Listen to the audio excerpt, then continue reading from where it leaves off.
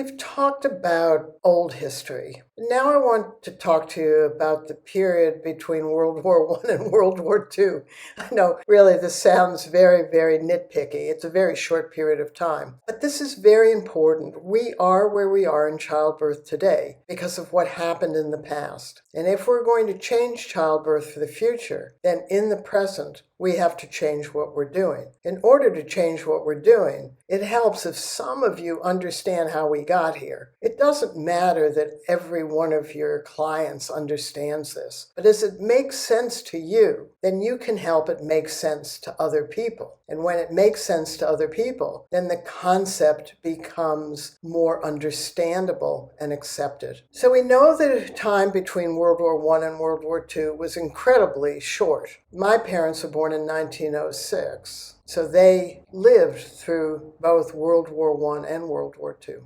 And during that period, everything that happened at birth was normal, natural, and physiological and accepted. Life was much more complex. I mean, forget about our modern conveniences. Think about what you have, and then go back to World War I. In Europe, hospitals were mainly for soldiers and not pregnancy. In fact, my dear friend who gave birth in the 50s was told in the UK to have her baby at home because they didn't have any room in the hospitals because soldiers were being cared for. There wasn't birth control, and women used herbs to bring on their menses or to unblock them. In fact, throughout time and place, women have always known that it is safer to try to bring on your period and terminate a pregnancy than to give birth. That's only changed recently. So think about it. At the beginning of World War I, wounded soldiers were put into a horse-drawn cart on straw and taken to a cattle car of a railway. Railroads were new, and then they were sent to the nearest hospital in a city. At the beginning of World War I, there were no antibiotics, and it was estimated that 10 million military deaths occurred. What are the modern advances that occurred during World War I? They learned to disinfect rather than amputate a limb. Ambulances were developed and better antiseptic, and ways to irrigate wounds and anesthesia. In fact, there was improvement in surgeries and the use of Xrays. Rehabilitation sort of became more available, although when I became a natural health practitioner or body worker in the early 70s, I chose to work with people with disabilities because the medical profession back then was dealing more with acute issues, and people that had stroke or spinal injuries or other things, they were just told at the end of the year it's as good as it gets. They're getting much better now because now they understand about neurons.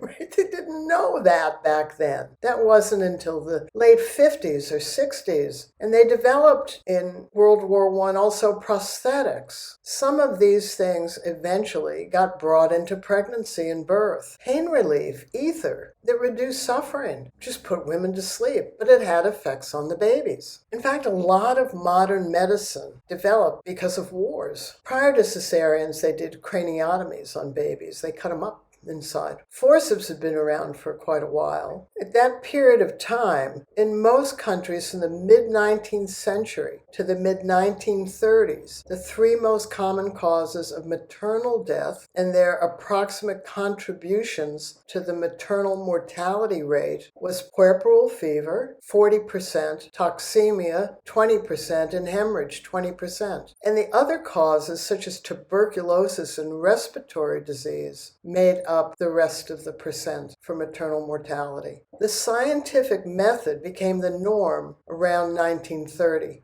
Ergomitrine was not really used until the 1950s. Blood transfusions weren't used until the 30s. Sulfur drugs, 1930s. Penicillin, 1940s. Why cesareans weren't performed? Because they didn't have dissolvable sutures. When were those developed? The 1930s. That's almost in my lifetime. You might not know this trivia fact. In 1804, Charles IV, King of Spain, issued a legal admonition telling officials in the Philippines and Spanish America not to bury any pregnant pregnant woman without giving her a cesarean first. The justification was religious. By accessing the fetus before burying the mother, the logic went, the fetus could be baptized and receive salvation within the Roman Catholic Church, and therefore the baby could not be buried inside the mother. Post-World War II really started the modern era of medicine and maternity care.